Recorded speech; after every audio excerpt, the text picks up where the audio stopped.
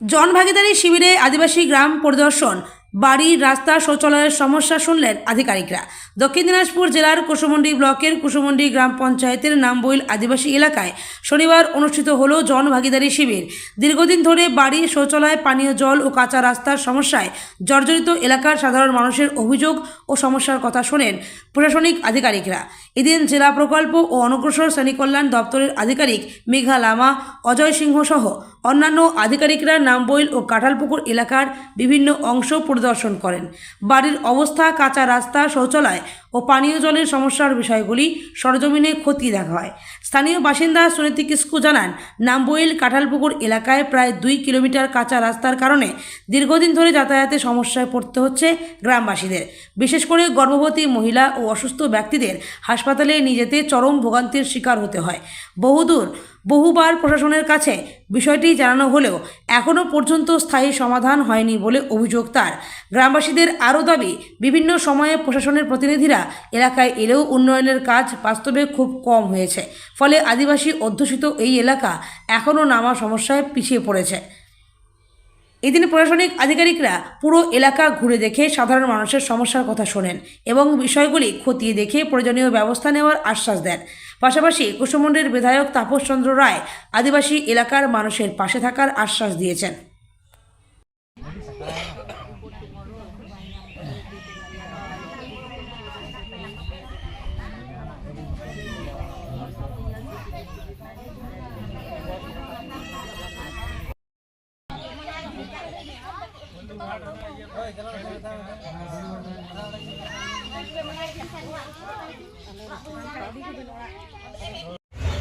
আপনারা জানেন, কেন্দ্র সরকারের একটি পরিকল্পনা বিগত 2014 সাল থেকে যে এই জনভাগিদারি যে প্রকল্প, এটি কেন্দ্র সরকারের স্কিম জেনে শুনে প্রাক্তন রাজ্য সরকার তারা আটকে রেখেছিল। আদিবাসী সম্প্রদায়, এসসি সম্প্রদায়দের এগিয়ে নিয়ে যাওয়ার জন্য যে প্রকল্প ছিল সেটা পুরোপুরি স্টপ করে রেখেছিল যাতে এগিয়ে না আসে। কিন্তু বর্তমান পশ্চিমবঙ্গ সরকার আমরা প্রথমেই এই SC/ST অ্যাক্টের মধ্য দিয়ে যে একটি প্রকল্প, সেই প্রকল্পটা আমরা চালু করেছি এবং বিশাল পরিমাণে সাড়া পাওয়া যাচ্ছে। সেই প্রকল্পের মাধ্যমে SC/ST সম্প্রদায়ের বিভিন্ন হেলথ সংক্রান্ত বিষয়, জমি সংক্রান্ত বিষয়, এগ্রিকালচার সংক্রান্ত বিষয়, মৎস্য বিষয়, প্রত্যেকটা ডিপার্টমেন্ট নিয়ে আলোচনা হচ্ছে এবং তারা অভিযোগ করছেন। সমস্যাগুলো আগামী 25 তারিখ পর্যন্ত চলবে এবং এটা কন্টিনিউয়াসলি চলবে। এই পজিটিভ দিকও রয়েছে এবং সেই পজিটিভ দিকটা আমরা এগিয়ে নিয়ে যাচ্ছি। আপনারা দেখুন, আগামী দিনে আমার কাজ হচ্ছে।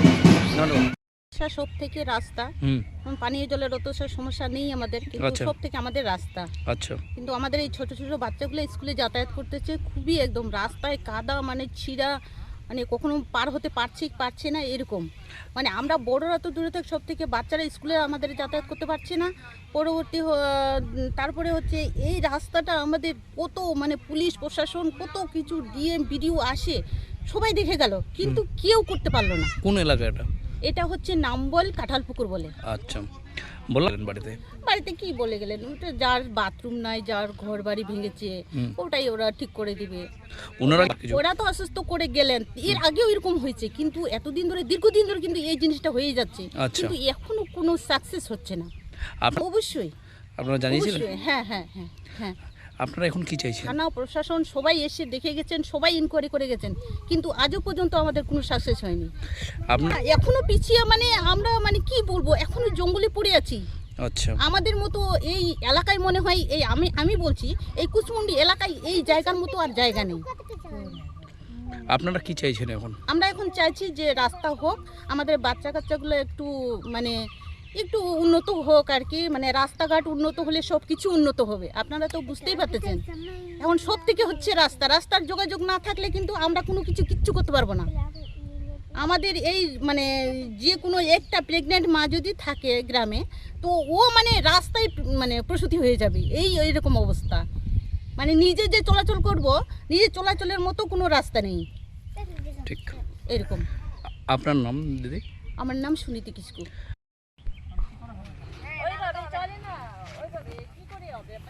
আপনারা যদি না দেন তাহলে তো রাস্তা কোথায় থেকে? মিনিমাম তো 8 ফিট লাগবে। হ্যাঁ।